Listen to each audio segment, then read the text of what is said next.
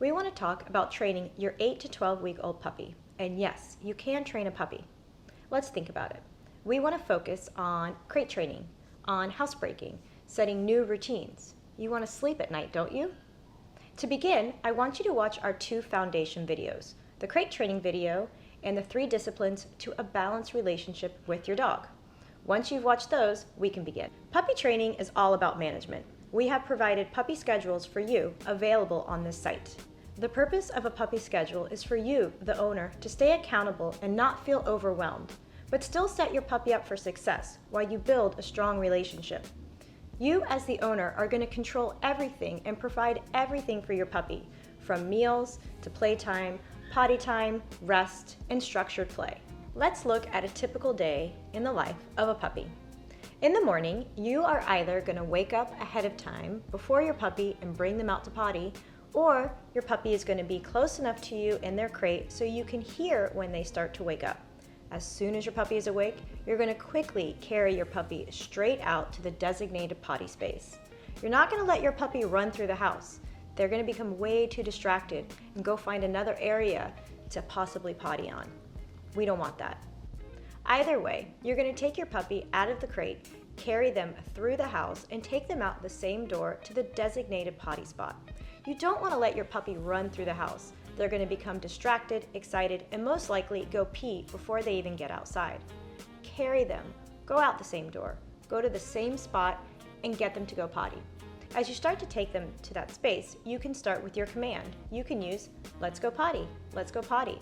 If your puppy doesn't potty, don't be discouraged. At the beginning, it can really take time for them to feel comfortable enough to go potty in a new space. If you feel like you've given them enough time, but they still haven't gone, simply pick up your puppy, carry them back through the house, and put them back into their crate.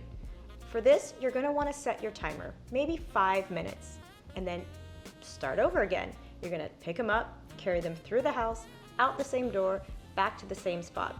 Do you get it? We're going to be doing everything exactly the same as we teach our puppy. The more predictable it is, the safer it is, and the easier it is for your puppy to understand what it is we are asking of them. You take them through the house, out the same door as you tell them, "Let's go potty, let's go potty." Eventually, it will all start to make sense for your puppy. Please be patient and have good follow-through when you're teaching your puppy something new. So now your puppy has done their first potty of the day. Congratulations! You're going to put them back into their crate, and now it's time to think about their breakfast. Puppies wake up pretty hungry. You can make their meal and serve it to them in their crate. The purpose of feeding the puppy in the crate is to help with consistency. After they eat, they're going to need to potty again. So they're going to learn to hold it, and the crate is the best tool to teach them this. Feed them in the crate, give them just a few minutes to finish, and then start all over again. Carry them through the house, out the same door, to the designated potty space. Now, they may not go. They may not eat. That's okay. Just give them time and repeat, repeat, repeat with consistency. Once your puppy has had breakfast and gone potty, you can then put your puppy back into the crate, and now it's time to concentrate on you, the human. You probably need to get dressed, get ready for work, or start making breakfast for the family. Whatever it is you choose to do, take advantage of this time. This is your time to take care of yourself while the puppy is resting. As you look over the schedule, you'll see there's plenty of opportunity for the puppy to potty, play, and potty again. That's right, we start and end every event with a puppy with a potty break.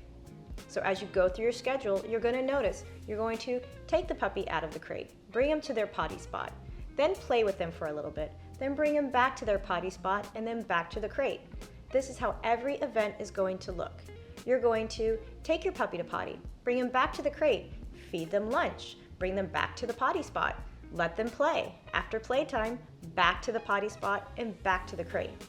During this time of 8 to 12 weeks, there is no reason for your puppy to be running around your house.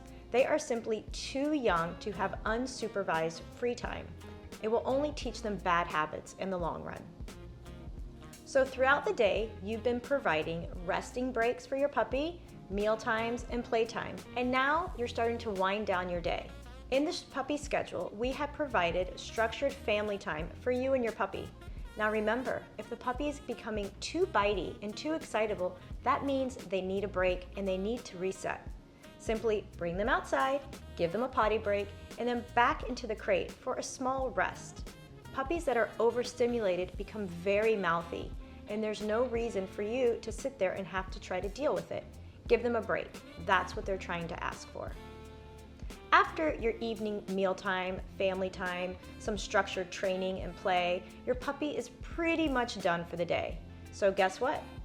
Potty and back to the crate. And you can now end your day like most of us do. You can shower, you can do some work, you can do the dishes, get ready for bed. Then you're gonna do your last potty break for the evening. Now remember, depending on the age, size, and how well your puppy is handling housebreaking will determine if you need to do late night potty breaks. If your puppy is crying at midnight, they probably need to go to the bathroom. If you can hear your puppy moving around a lot at 3 a.m., they may need to go to potty. So take your puppy out of the crate, pick them up, walk them through the house and back to the designated potty spot. At night, it's a good idea to leash your puppy on a really long leash so that they can go find the potty and you, the human, can kind of stand at your back door. That's just one of my little puppy training tricks. This is why when we pick our potty area, keep in mind those midnight and 3 a.m. potty breaks. So you may want to put it somewhere you want to find yourself at 3 a.m. So throughout the day, you've provided mealtime, playtime, and plenty of rest for your puppy. So now it's the evening and you're ready to start winding down your day. As you notice on the schedule, you're going to stop giving your puppy access to water at about 7 p.m. This is important so your puppy has enough time to digest everything from the day, and it will help them with scheduled potty breaks. While management is going to be a very successful tool for a puppy from 8 to 12 weeks, you are also going to have active training sessions. During these sessions, you're going to start thinking about how you can train your puppy for its future age and size. Maybe you start letting your puppy drag a leash around the house to get them used to being able to walk on a leash. Maybe you start introducing your puppy to friends and family calmly so they understand that meeting people isn't always about excitement. One of my favorite active training sessions to do with a young puppy is introducing them to new people. Now, we're dealing with cute puppies, which makes people really excited. So, simply instruct your friends and guests to please refrain from sharing overexcitement with your new puppy. We want to teach our puppy to be calm and curious about new people and not just jump all over them and get mouthy and bitey. You can do this by giving your friends and family treats. When the puppy is brought out to the new people, they can simply hold the treat over the puppy's nose. As the puppy looks for the food and waits for it, they can share the food with your puppy. I do this for two reasons. One is to teach the puppy calm and curious and to use their nose versus jumping all over people. And two, we have to give people something to do. They won't know what to do until you tell them. By sharing food with the puppy, once the puppy is calm, the human now has a job. It's important to not just give dogs jobs, but people too. With your new puppy, remember to share only small areas of the house with the puppy. The smaller the space, the less you honestly have to puppy-proof. So pick one area that you decide is going to be more about passive training for your puppy. This means you've taken your puppy potty, your puppy has eaten, they're pretty calm and relaxed, and they just want to hang out with their toys. So you've provided a small area that you can supervise for the puppy to experience a little bit, and we're talking about just a little bit of freedom. Remember, when training your puppy, you always want to set them up for success. When dealing with a young puppy, it can feel very overwhelming, but remember, they're just trying to figure out their new place and their new surroundings. Stay calm, stay consistent, and be very, very clear with your puppy, and I guarantee it will be a success. Two common questions I get about puppies is one, how do I stop my puppy from having accidents on the floor? And two, how do I stop my puppy from biting? You can solve these common problems by using the 3 disciplines formula. I ask my clients, when your puppy is biting you, is your puppy in management, active training, or passive training?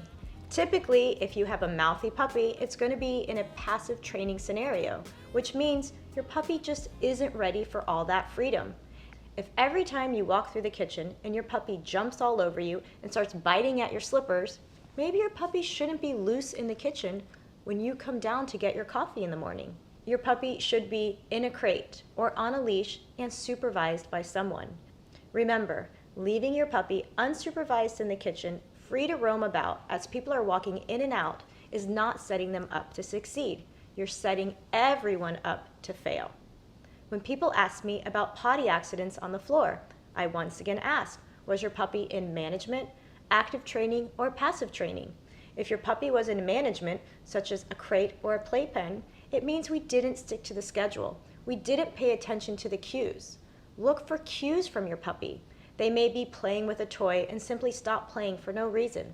This means their body is telling them something is changing, which usually means potty. Maybe you were sitting with your puppy and they were happy sitting next to you, and then they get up and walk away. This means their body is telling them something. Something is changing. If your puppy stops hanging out with you, they may need to potty. Bring them to the potty spot and wait. If you left your puppy unattended and came back to a mess, they just weren't ready for that much freedom yet. Make sure your management is working for you and is actually managing the puppy for you. If a playpen is too big and the puppy keeps having accidents in the playpen, stop using the playpen and go back to crate training. It's the most important tool to help you when housebreaking your new dog.